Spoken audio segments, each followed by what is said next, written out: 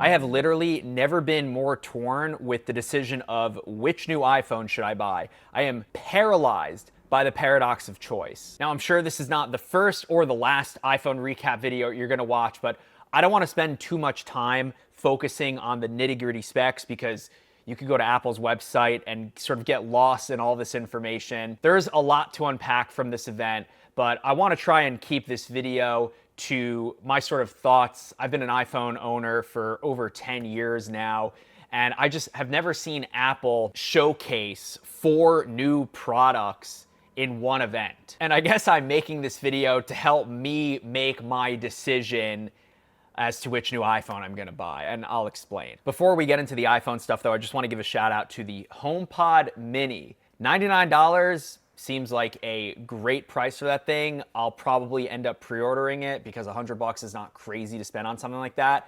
It's like the size of like a grapefruit, and it just seems like it'll be cool to have one in, I don't know, for the shower, for your bedroom, for the living room. But I thought it was interesting that Apple started the keynote with the HomePod Mini, and then we didn't see any other hardware aside from the iPhone. No AirTags, certainly no Max with the new silicon, and certainly no AirPod Studio, the over-the-ear headphones that Apple's been rumored to be working on. So I guess off the bat, I'll start with what we didn't get in regard to the new iPhone.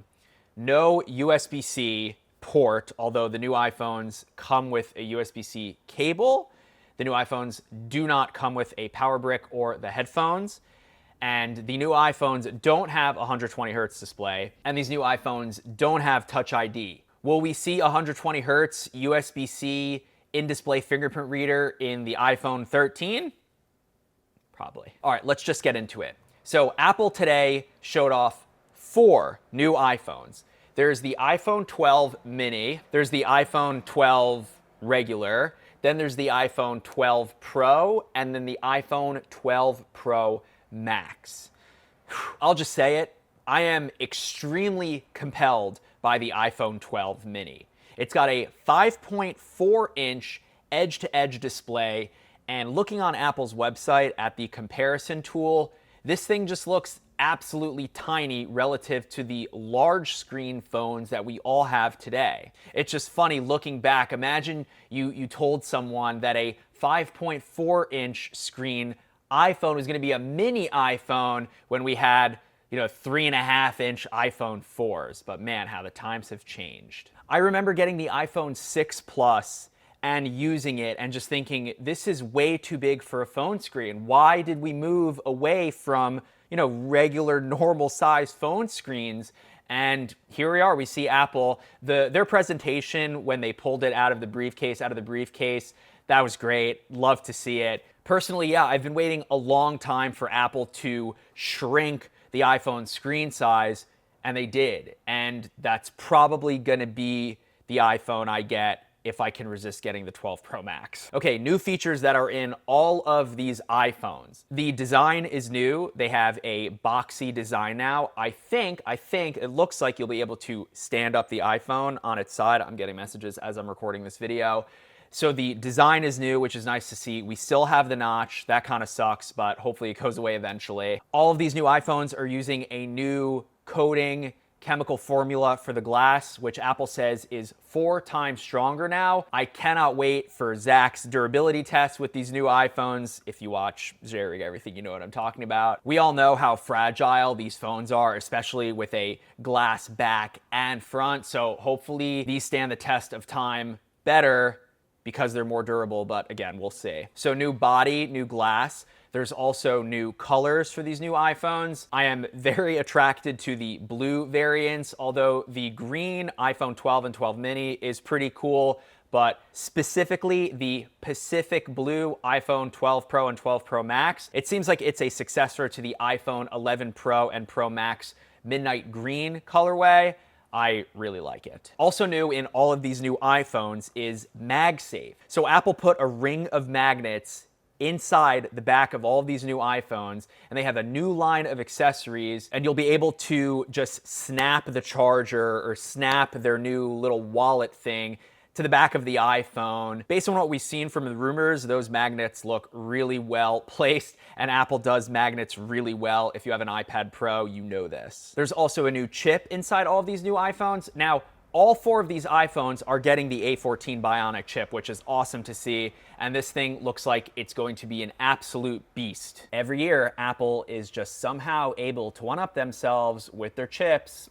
Great job, Apple. And then another marquee feature that all 4, it's crazy, 4 new iPhones are getting is 5G. I remember like it was last week, it was like 10 years ago. I think it was the iPhone 5 was the first iPhone to have LTE, and here we are at the forefront of the next frontier of cellular technology. 5G is here, it's in the iPhone. Okay, so new features, 5G, new body, MagSafe, and that new glass. But this is Apple, so of course they have to have some features that differentiate the Pro models from the non-Pro models. The iPhone 12 Pro and 12 Pro Max have a LiDAR sensor.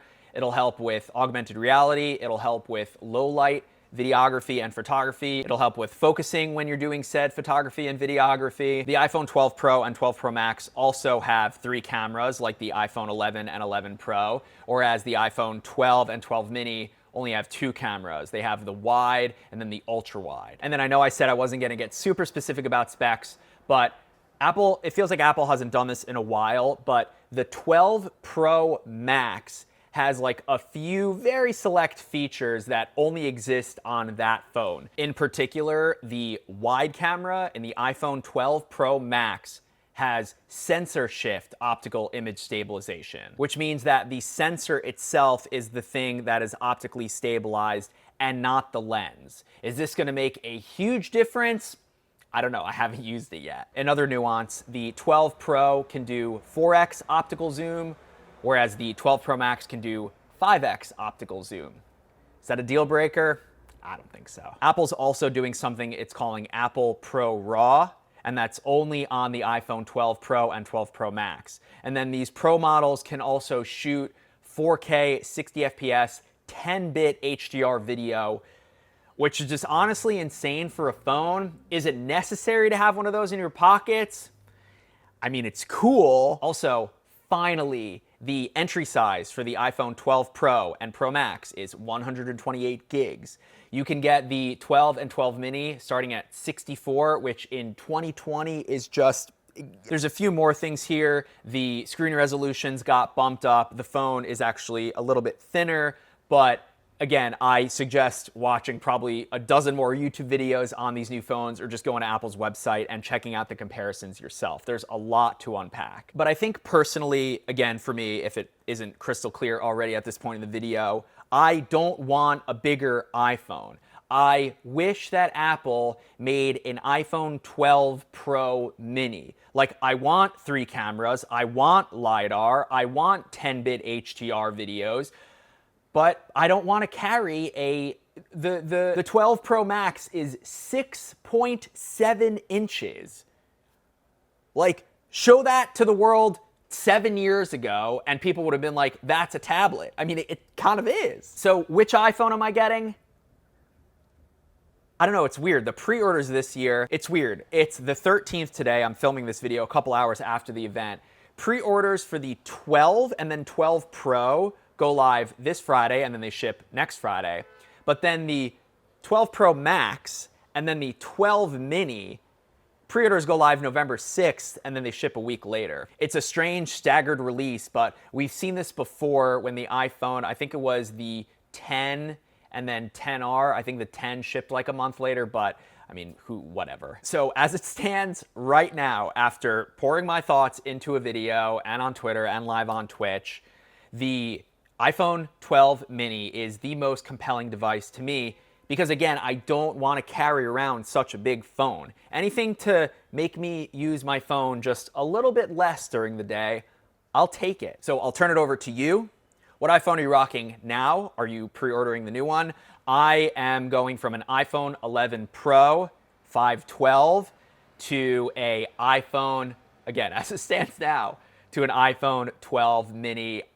I think I'm gonna get 256 because my iPhone 11 Pro is almost filled up. I mean, I shoot at 4K a lot on my phone, but yeah, let me know what you're getting. And happy iPhone Day. Thanks for watching. and I'll see you in the next video.